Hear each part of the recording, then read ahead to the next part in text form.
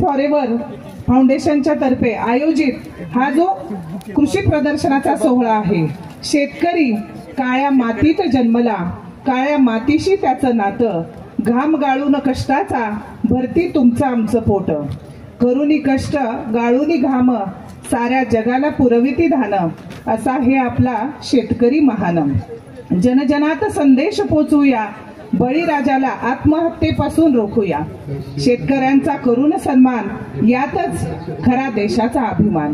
या शेतकऱ्यांच्या सन्मानार्थ हा जो सोहळा आयोजित केलेला आहे, या कार्यक्रमाचं प्रास्ताविक मी भारत पारवे सरांना अशी विनंती करते की त्यांनी या कार्यक्रमाचं प्रास्ताविक करावं.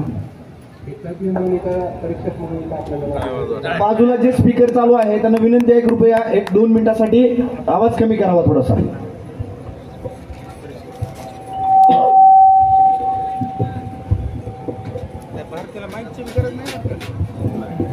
आजच्या या फ्रेंड्स फॉरेवर फाउंडेशन आयोजित किसान मित्र कृषी प्रदर्शन 2025 वर्ष पहिले, प्रथमतः सांगतो वर्ष पहिले, पण आम्ही दादांना आणि आमच्या सर्व मित्रमंडळींना वचन दिलेलं आहे की हे कृषी प्रदर्शन आम्ही प्रत्येक वर्षी 100% भरवणारच आणि प्रत्येक वर्षी याच ताकदीनं याच्यापेक्षा नवीन नवीन उपक्रम घेऊन आम्ही याच पद्धतीनं नाविन्य रूपानं हे कृषी प्रदर्शन भरवणार. हे आजचं हे रूप बघून मला वावगं वाटत नाही. म्हणजे आजचा जो आपला पहिलं वर्ष जरी असलं तरी जो काही प्रतिसाद आपल्याला या माध्यमातून मिळत आहे, याच्यातून आपल्याला लक्षात येतं की आपण जर हे सातत्यानं या प्रकारचे कार्यक्रम जर आपण ठेवले तर नक्कीच आपण ह्या तालुक्यातील ह्या जिल्ह्यातील शेतकऱ्यांसाठी नक्कीच आपण काहीतरी एक चांगलं कार्य करू आणि त्यांच्यासाठी त्यांचं जीवनमान सुधारण्यासाठी, ते प्रगत शेतकरी होण्यासाठी आपण नक्कीच प्रयत्न करू. आजच्या या कार्यक्रमाला स्वागताध्यक्ष म्हणून लाभलेले आमचे मित्र, साधी राणी व उच्च विचार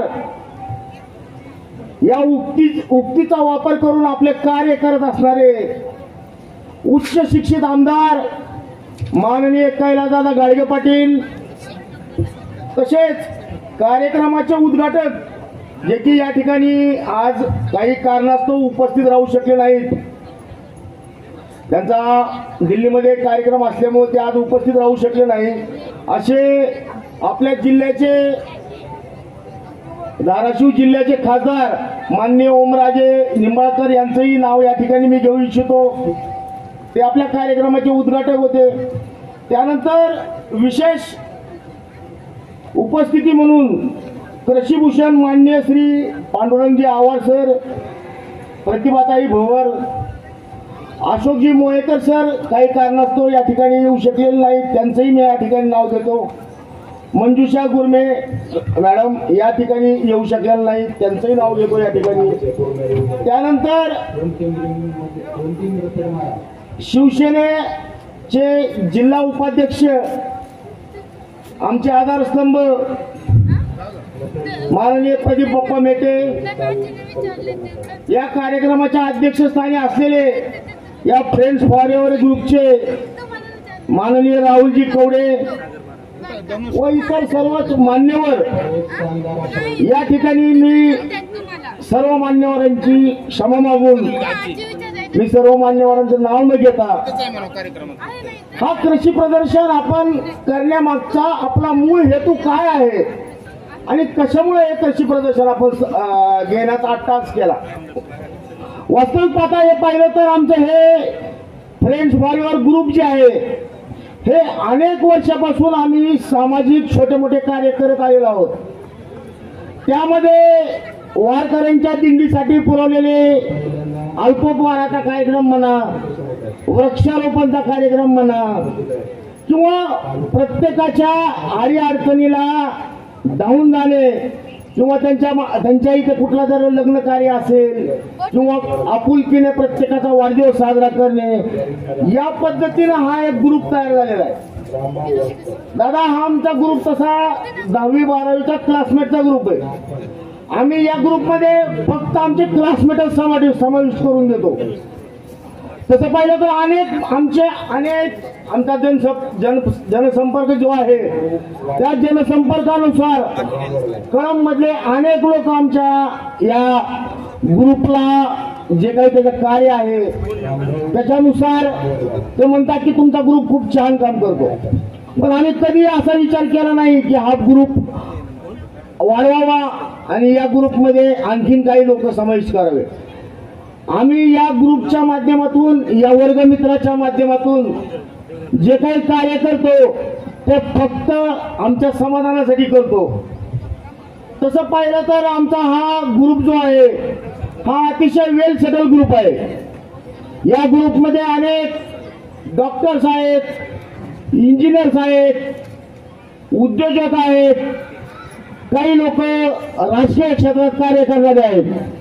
त्याच्यामुळे या ग्रुपच्या माध्यमातून आम्ही ज्या वेळेस चर्चा करतो त्या वेळेस आम्ही एक विचार करतो की आपण समाजासाठी काहीतरी देणं लागतो, म्हणून या समाजासाठी आपण काय केलं पाहिजे हा विचार नेहमी आम्ही करत असतो. आता मूळ उद्देश हा हे कृषी प्रदर्शन करण्यामागचा, तसं पाहिलं तर महाराष्ट्रात 5 विभाग पडतात. एक म्हणजे मराठवाडा, पश्चिम महाराष्ट्र, विदर्भ, खानदेश आणि कोकण. प्रत्येक विभागामधल्या भौगोलिक परिस्थिती ह्या त्या वेगवेगळ्या कारणानं चॅलेंजिंग केसेस आहेत शेतीच्या उद्योगासाठी. त्यातली त्यात जर आपण मराठवाडा पाहिलं तर मराठवाड्यामध्ये आपण हे मराठवाडा, कळंब तालुका, धाराशिव जिल्हा हा तसा दुष्काळग्रस्त भाग म्हणून ओळखला जातो. आणि आपण जर कंपॅरिझन केलं की एकरी उत्पन्न मराठवाड्याच्या शेतकऱ्याचं किती आहे आणि एकरी उत्पन्न पश्चिम महाराष्ट्राच्या शेतकऱ्याचं किती आहे, याचा जर कंपॅरिझन केलं तर त्यात भरपूर तफावत आहे. वास्तविक पाहता तिथले शेतकरी हे आधुनिक तंत्रज्ञानाचा वापर करतात. मान्य आहे तिथली भौगोलिक परिस्थिती ही शेतीला पूरक आहे, तरी सुद्धा आपण आपल्या मराठवाड्यातल्या शेतकऱ्यासाठी काहीतरी देणं लागतो, म्हणून प्रत्येक मराठवाड्यातल्या शेतकऱ्यांनी आधुनिक शेतीचा आणि पर्यावरणपूरक शेतीचा अवलंब करावा हा आणि फक्त हाच विचार घेऊन हे फ्रेंड्स फॉरएव्हर फाउंडेशन पुढे गेलं. आणि आम्ही ज्यावेळेस ही संकल्पना प्रथमतः आमच्या ग्रुपमध्ये मांडली त्यावेळेस आम्ही ठरवलं की आम्ही आमची संकल्पना माननीय कैलासदादा पाटलांना सांगायची. मग त्या उद्देशानं आम्ही सगळे मिळून कैलासदादांची भेट घ्यायला गेलो. दादांना आम्ही सांगितलं की दादा, आम्हाला एक कृषी प्रदर्शन कळंब शहरामध्ये घ्यायची इच्छा आहे. आणि काय इच्छा आहे तर आमचे हे कारण आहेत. दादांनी एका वाक्यात सांगितलं, तुम्ही हे कृषी प्रदर्शन बिंदास घ्या, मी तुमच्या पाठीशी खंबीर उभा आहे. त्या दादाच्या शब्दावर आणि दादाच्या आधारावर आमचा ग्रुप गेले 1.5 ते 2 महिने अहोरात्र परिश्रम करत आहे. तसं पाहिलं तर आपण बघतो भारत देशामध्ये सर्वात मोठे कृषी प्रदर्शन कुठे होते तर ते बारामती शहरामध्ये होते.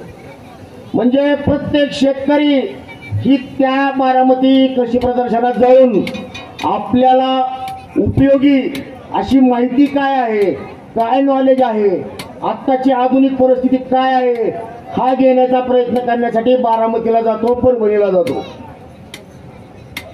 योगायोगानं बारामती 2025 चे कृषी प्रदर्शन ला भेट द्यायचा आम्हाला योग आला. म्हणून आमचे काही मित्र बारामती कृषी प्रदर्शनामध्ये गेले.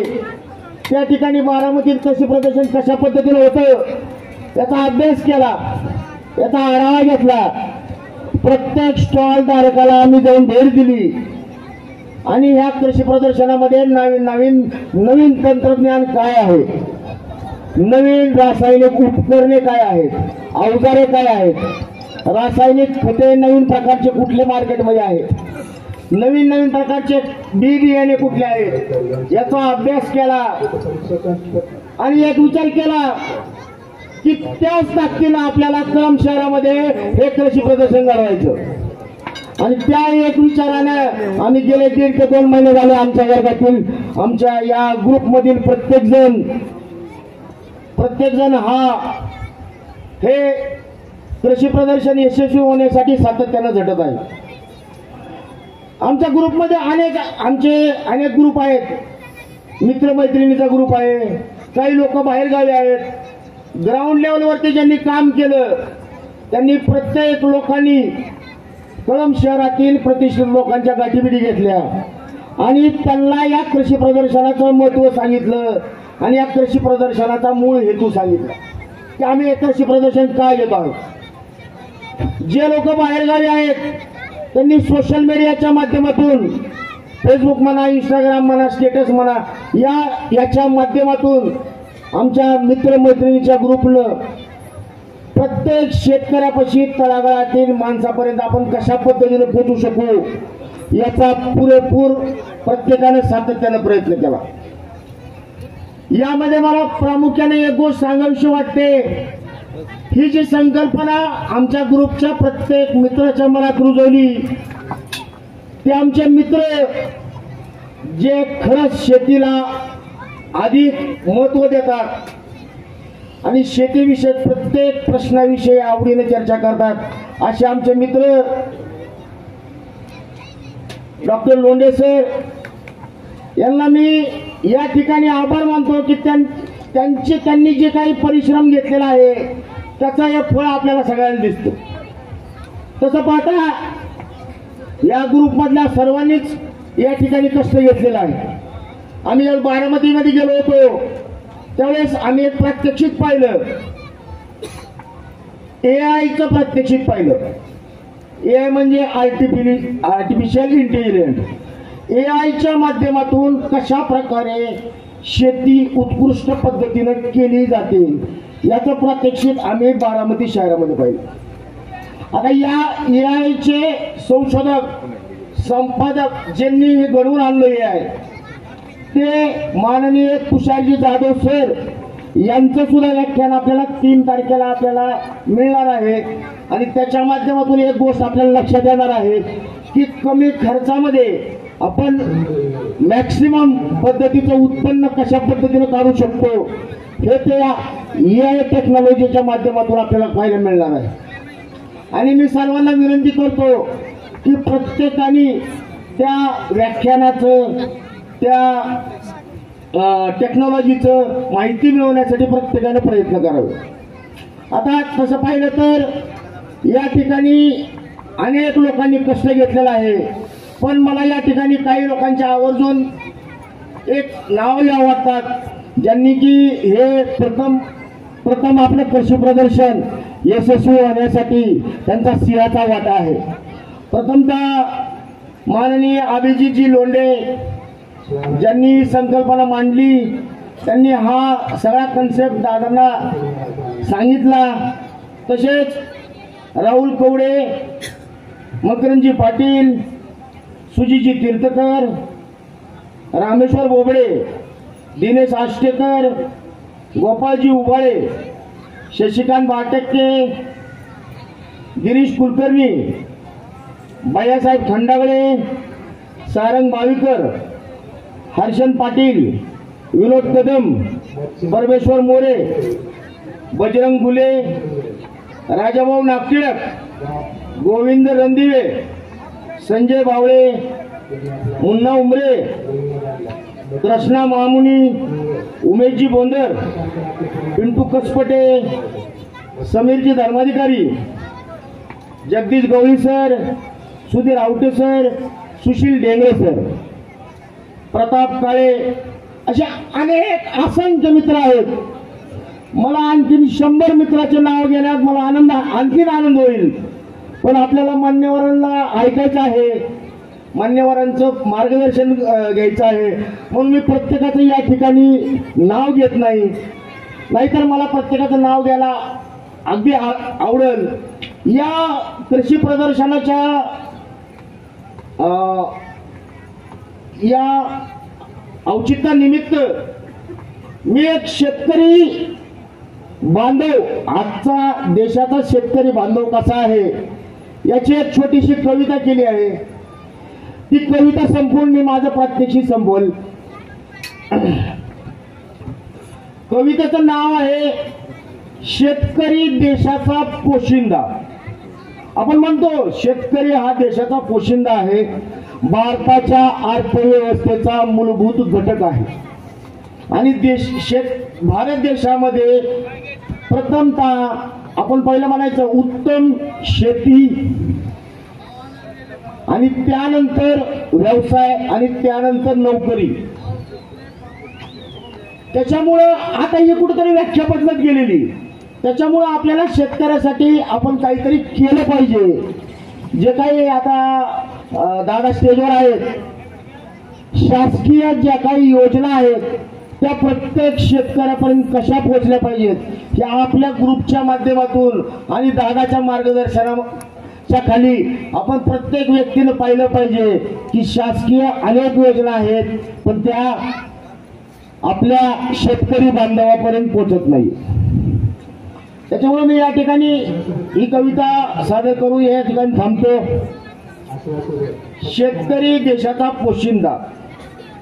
ज्या दिवशी भाकरी पिझ्झाप्रमाणे ऑर्डर करावी लागेल त्या दिवशी या देशाला शेतकऱ्याची खरी किंमत कळेल. स्वतःचं घर असूनही पावसाची अपेक्षा करतो तो शेतकरी. स्वतःचं घर गळत असूनही पावसाची अपेक्षा करतो तो शेतकरी. प्रॉपर्टी नव्हे तर जीव गहाण ठेवून व्यवसाय करतो तो शेतकरी. पगारवाढ होऊनही लोक नाराज दिसतात. नोकरी करणारे बघतो आपण, पगारवाढ झाली तरी माझी अपेक्षा एवढी होती, मला एवढं इन्क्रिमेंट भेटलं. पगारवाढ होऊनही लोक नाराज दिसतात. नुसतं आवाज भरून आलं तरी खुश असतो तो शेतकरी. पाण्याने आंघोळ करतो तो पोशाख बदलू शकतो. पाण्याने आंघोळ करतो तो पोशाख बदलू शकतो. घामाने आंघोळ करतो तो इतिहास घडवू शकतो. तोच खरा शेतकरी. क्षणभर थांबेन पावसाची रिमझिम होताच पुन्हा उठून कामाला लागेल. क्षणभर थांबेल पावसाची रिमझिम होताच पुन्हा उठून कामाला लागेल. कडाक्याचे ऊन असो वा सोसाट्याचा वारा, कडाक्याचे ऊन असो वा सोसाट्याचा वारा, मुसळधार पाऊस असो की ओल्या चिंबदारा, शेतात राबतो तो आमचा सर्जा राजा, आमचा सर्जा राजा. रात दिवस मेहनत करी काही कष्टाची भाकरी, रात दिवस मेहनत करी काही कष्टाची भाकरी, पोचतो ही दुनिया सारी, माझा बाप शेतकरी, माझा बाप शेतकरी. शेतकरी आहे अन्नदाता, शेतकरी आहे अन्नदाता, तोच आहे या देशाचा भाग्यविधाता. शेवटचं कडव आहे. आपल्या मराठवाड्यामध्ये दुष्काळग्रस्त भाग असल्यामुळं किंवा अनेक शेतीपूरक अडचणी असल्यामुळं या ठिकाणी आपण पाहतो की अनेक शेतकरी हे आत्महत्यास प्रवृत्त होतात आणि आत्महत्या करत आहेत. त्यामुळे मला या शेवटच्या कडव्यामध्ये सांगायचं आहे, म्हणून म्हणतो लावूच नको फास गळा बळीराजा. म्हणून म्हणतो लावूच नको फास गळा बळीराजा, कारण तूच आहेस या देशाचा पोशिंदा, तूच आहेस या देशाचा पोशिंदा. जय जवान, जय किसान, जय हिंद, जय महाराष्ट्र. थँक्यू. धन्यवाद सर.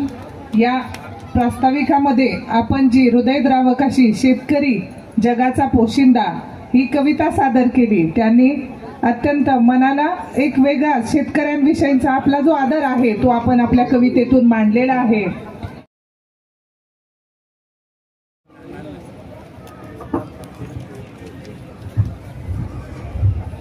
आदरणीय व्यासपीठावरील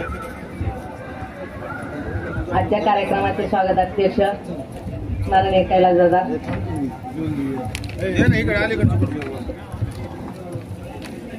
माझे ज्येष्ठ बंधू पांडुरंगदादा आव्हाड आणि इतर सर्व मान्यवर, मला म्हणजे किती आनंद होतो हा व्यक्त करायचं म्हटलं तर म्हणजे माझा उत्साह पाहून तुम्हाला जाणवलंच असेल। कारण कळंबमध्ये हा कृषी महोत्सव साजरा होतोय हे माझ्यासाठी खूप आनंदाची बाब आहे। कारण कुठल्याही शहराचा जर बदल करायचा असेल तर तो बदल हा या पद्धतीनं व्हावा लागतो, जो जगाचा पोशिंदा आहे त्या पोशिंद्यापासून ही सुरुवात या ठिकाणी व्हावी लागते आणि ती सुरुवात फ्रेंड्स फॉर एव्हर ग्रुपनं कळंबमध्ये करून दाखवलेली आहे। आताच प्रास्ताविकामध्ये सांगितलं गेलं, डॉक्टर अभिजित लोंढे यांनी बारामतीला ते पाहिलं आणि आणलं। मला आनंद वाटतो, कळंबची पोरं फक्त बारामतीच्या पोरीच आणत नाहीत तर बारामती मधलं सगळं चांगलंच आणतात हे सांगायला मला या ठिकाणी आनंद वाटतो। सासरवाडीकडून काय काय घ्यावं हे कळंबकरांकडून चांगलं शिकावं। तर चांगली बाब आहे, चांगली आहे। कारण सांगायला आनंद वाटतो की बारामतीमध्ये हा कृषी महोत्सव का होतो, कारण बारामतीचे प्रतिष्ठित शेतकरी म्हणेन मी त्यांना, त्या शेतकऱ्यांनी बारामतीमध्ये शेती कशी करावी आणि आज जगाच्या पाठीवरती शेतकरी कसा असावा हे तुम्हाला थोडक्यात सांगते। माननीय, कारण मी शरद पवार साहेबांच्या मतदारसंघामध्ये लहानाची मोठी झालेली आहे आणि त्यांच्या म्हणजे माझे आजोबा, माझे वडील त्या गावचे त्या भागातले सरपंच असल्या कारणाने मला लहानपणापासून ते पाहायला मिळालं होतं आणि मला एक अभिमानाने सांगा वाटतं की मी एक शेतकऱ्याची मुलगी आहे। म्हणून आज शेतकऱ्याची मुलगी म्हणून जेव्हा बैलगाडीमध्ये बैलाचा कासरा माझ्या हातात आला त्याच्या इतका अभिमान मला कधीच नाही वाटला। एक शेतकरी हातामध्ये बैलाचा कासरा घेते त्यावेळेस मला खूप अभिमान वाटला। तर शरद पवारांच्या बाबतीत सांगायचं झालं, मला कुठल्या पक्षाची जाहिरात करायची नाही, पण चांगलं ज्या समाजामध्ये जे असतं ते जरूर घ्यावं मी या ठिकाणी सांगेल। शरद पवारांनी सुरुवातीला म्हणजे ते मोठे कसे झाले तर आज शेतकऱ्यांच्या बाबतीत कृषी मंत्री राहिलेले आहेत, दुनिया झालेली आहे, पण त्यांना मोठं करणारा जर कोण असेल तर त्या बारामती तालुक्यातला त्या परिसरामधला शेतकरी। त्या शेतकऱ्यांना त्यांनी आड घातली होती, ज्याला 2 एकर शेती आहे त्यांनी 2 गायी पाळायच्या, 1 एकर शेती असेल त्यानं 1 गायी पाळायची आणि त्या गायीचं उत्पन्न, गायीचं शेण जे असेल ते त्या शेतामध्ये वापरायचं। म्हणजे खत जे आहे ते त्या शेतामध्ये झालं पाहिजे, म्हणजे कुठल्या प्रकारचं रासायनिक खत त्या शेतामध्ये येता कामा नये। त्या गायीचं येणारं दूध त्या घरामध्ये अन्न असेल आणि ह्या पिकवलेल्या शेतीवर त्या घरातलं उपजीविकेचं दूध जर जास्त झालं तर त्या शेतकऱ्याला आर्थिक प्राप्ती होईल, हे मी माझ्या लहानपणी ते सगळं तिथं ऐकलेलं होतं। आणि म्हणून त्या बारामतीमध्ये आजही कृषी महोत्सव होतात, त्याला कारण आहे की शेतकऱ्यांप्रती असणारा जो आदर आहे तो आदर शरद पवार साहेबांनी त्या ठिकाणी जपलेला आहे आणि म्हणून शरद पवार साहेब आजही त्या कृषी महोत्सवासाठी आवर्जून हजर असतात आणि शेतकऱ्यांना तितक्याच महत्व देत असतात। या ठिकाणी मला आवर्जून सांगावंच वाटतं, म्हणून ज्या ज्या चांगल्या गोष्टी आपल्या आजूबाजूला असतील त्या या ठिकाणी फ्रेंड्स एव्हर ग्रुपनं घेतलेल्या आहेत हे मला या ठिकाणी आवर्जून सांगायचंय। या स्टॉलवरती या म्हणजे तुम्हाला सांगायचं हे जे 2-2.5 महिने हे ग्रुप काम करतोय ते सगळे माझ्या ओळखीचे, सगळे परिचय आहेत, आम्ही एकमेकाला चांगले ओळखतो। आता इनर व्हील क्लबचे अध्यक्ष म्हणून नाही तर आमचं एक वेगळं नातं आहे सगळ्यांचं. तर त्या नात्यानं मी त्यांना ओळखते. त्यांची असणारी धडपड, त्यांचं काय चालू आहे ते सांगतात. कळत न कळत आमची भेट झाली सांगायचं आमचं इथं हे चालू आहे, आम्ही इथं गेलो होतो, इथे केलं होतं. ज्यावेळेस हे स्टॉल पाहिजे त्या स्टॉलसाठी मला आणखी सांगावंसं वाटतं की आमच्या या कळंब परिसरामध्ये महिला उद्योजकता कमी आहेत आणि ती जाणीव माझ्या या सर्व बंधूंना झाली असावी. कारण आमच्या बचत गटाचे स्टॉल कळंब मधले या ठिकाणी तयार नाहीत. दादा मला सांगायला वाटतं कळंबमध्ये जवळजवळ 70-80 बचत गट आहेत नगरपालिकेचे. DRDचे पैसे येतात, सगळे काय असेल ते त्यांचं चालू असतं कमी पैशामध्ये. पण उद्योग करण्यामध्ये आणखी माझ्या महिला भगिनी पुढे गेलेल्या नाहीत आणि आम्ही सातत्यानं तो प्रयत्न करतो की तुम्ही पुढे जा, एक आर्थिक स्वावलंबत्व तुमच्यामध्ये यावं याच्यासाठी आम्ही सातत्यानं प्रयत्न करत असतो. आणि ती जाणीव मला आज परत बचत गटाच्या माध्यमातून मी अनेक बचत गटांना फोन केले की तुम्ही स्टॉल लावा, तरीही महिलांची तेवढी तयारी दिसलेली नाही. म्हणून इथून पुढच्या ग्रुपच्यासाठी या ग्रुपला पुढचं आव्हान आहे की जास्तीत जास्त उद्योजकता आपल्या कळंब शहरामध्ये झाले पाहिजे आणि आर्थिक बाबतीत अनेक महिला स्वावलंबी बनल्या पाहिजेत एवढं या ठिकाणी विनंती करते. त्याच्यासाठी जी काही मदत आमच्या परीनं आमच्या इनर व्हील क्लब कडून तुम्हाला हवी असेल ती मी या ठिकाणी करेन. तर मला या ठिकाणी बोलवलं, माझा सन्मान केला आणि बोलण्याची संधी दिली, तुम्ही सर्वांनी ऐकून घेतलं त्याबद्दल सर्वांचा आभार मानते. आणि पुन्हा एकदा या inner for ever friends ever ग्रुपला शुभेच्छा देते. आणि या कृषी महोत्सवाच्या 4 दिवसाच्या याला शुभेच्छा देऊन, महोत्सवाला शुभेच्छा देऊन वेगवेगळ्या स्पर्धकांनाही शुभेच्छा देते. आणि इथून पुढे सातत्यानं हा असाच महोत्सव दरवर्षी साजरा करावा अशी विनंती करते आणि सर्व फ्रेंड्स ग्रुप मधल्यांचं अभिनंदन करते. जय हिंद, जय महाराष्ट्र. धन्यवाद मॅडम. आपण आपल्या ज्या मार्गदर्शनातून महिला उद्योजकांना जास्तीत जास्त संधी उद्योग करण्यासाठी देण्यासाठी आवाहन केलेलं आहे.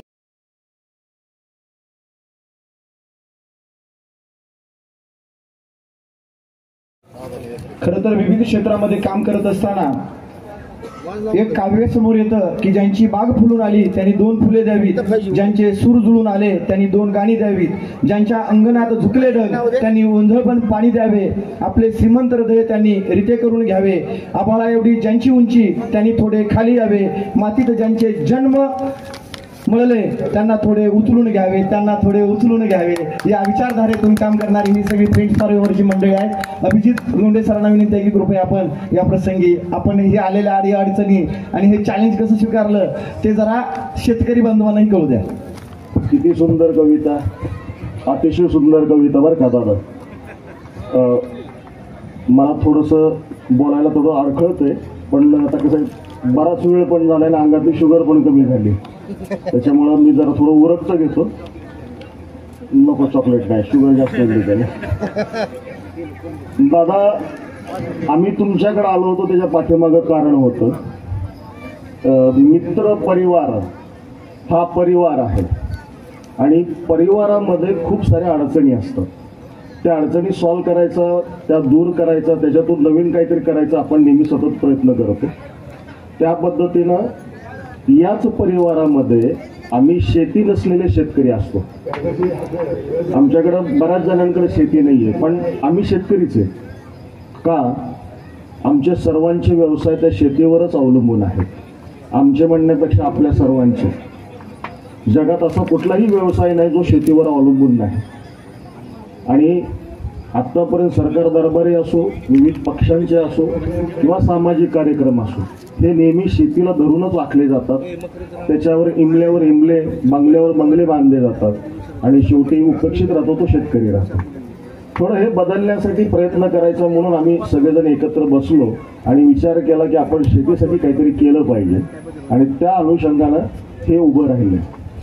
आणि याच्यामध्ये महत्त्वाचा मोलाचा वाटा होता तो आमचे आमदार कैलासदादा पाटील यांचा. खरं तर आता त्यांना आमदार म्हणणं पण क्रमप्राप्त आहे, परंतु ते आमच्याच कुटुंबाचे सदस्य आहेत, कुटुंब प्रमुख आहेत आणि त्यांनी कुटुंब प्रमुख या नात्यानं आम्हाला जे करायला पाहिजे, जे द्यायला पाहिजे ते पाठबळ दिलं आणि प्रोत्साहन दिलं. त्यांच्या वारंवार आम्ही म्हणजे संपर्कात होतो. त्यांना आम्ही हे उभं करत असताना सगळ्यात मोठा प्रॉब्लेम आला तो म्हणजे आमच्यावरचा विश्वास. शेतकऱ्यांनी सुद्धा आमच्यावर विश्वास फार नंतर ठेवला. दादा, याची सुरुवात आपण 12 जानेवारीपासून केली होती. 12 जानेवारीला जेव्हा आपण सांगितलं की आपण कळंबमध्ये शेती महोत्सव घेतो किंवा शेतीमध्ये कृषी महोत्सव घेतो, त्या दिवशी आमच्यावर विश्वास ठेवणारे फक्त आपलाच ग्रुप होता, बाकी कोणीच नव्हतं. कारण काय आहे की शेतकऱ्यांना पण आता त्याचा उभं आलाय, सगळ्यांवर विश्वास ठेवायचा. अहो, चक्कर निसर्गावर सुद्धा विश्वास ठेवायचा आहे. तो कधी पडतो तर कधी पडत नाही, पडला तर सगळं वाहून घेऊन जातो, नाही पडला तर काही उरत नाही. मग त्याने तरी कसा विश्वास ठेवायचा. आणि आज आता हे बघत असताना मला हे जाणवतं की त्यांनी माझ्यावर विश्वास ठेवलाय, आमच्यावर विश्वास ठेवलाय आणि त्या विश्वासाला आम्ही थोडं पात्र झालेलो. हे करत असताना मोठ्या मोठ्या शहरामध्ये मार्केटिंग नावाचा प्रकार होत असतो, जो की आपण केला नाही.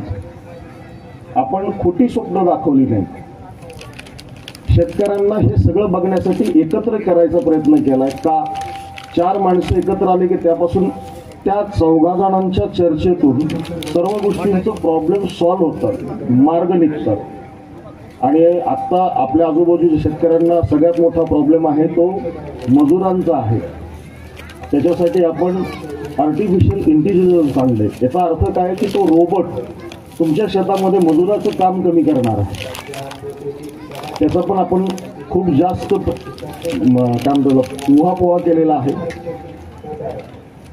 कुटुंब आणि शेती या दोन्ही गोष्टीला पूरक असतात ते पशु. कळंबमध्ये आतापर्यंत पशूंचं प्रदर्शन झालेलं नाही, ते आपण प्रामुख्यानं घ्यायचा प्रयत्न केलेला आहे. त्याच्यासाठी आपल्याकडं 7 पशुखाद्याच्या कंपन्या आलेल्या आहेत. त्याच्यापैकी एक आहे पतंजली पशुखाद्य कंपनी. पतंजलीचं हे पशुखाद्य पहिल्यांदा चालू झालेलं आहे आणि त्याचे CEO म्हणजे जनरल मॅनेजर जे पूर्ण भारताचं पशुखाद्य बघतात ते सुद्धा आपल्याला गेस्ट म्हणून लाभलेले आहेत. अक्षरशः आपण किंवा आम्ही आपल्या कळंबमध्ये हा केलेला प्रयत्न, त्याची दखल त्यांना सुद्धा घ्यावी लागली, इथपर्यंत आपण पोचलेलो आहोत. सर्व लोकांनी आमच्यावर विश्वास ठेवलेला आहे की आम्ही खरंच शेतकऱ्यांसाठी काहीतरी करतोय आणि शेतकऱ्यांनी पण आमच्यावर विश्वास ठेवलेला आहे की आम्ही त्यांच्यासाठी काहीतरी करतोय आणि त्याच्यातून हे उभं राहिलेलं आहे. याच्यामध्ये आपण पशुखाद्य आहे, त्याच्यानंतर यांत्रिकीकरण आहे. ज्या यांत्रिकीकरणामुळे तुमच्या शेतीचा ऱ्हास होणार नाही याचं प्रामुख्यानं आपण त्याचं काय म्हणतात प्रयत्न केलेला आहे आणि ते यांत्रिकी इथं आहे.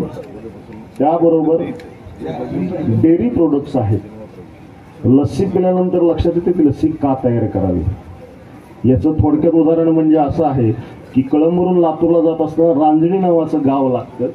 ज्या गावावरून जात असताना आपल्या इथं बसलेल्या बहुतेकांश लोक तिथली लस्सी पिल्याशिवाय पुढे जात नाहीत.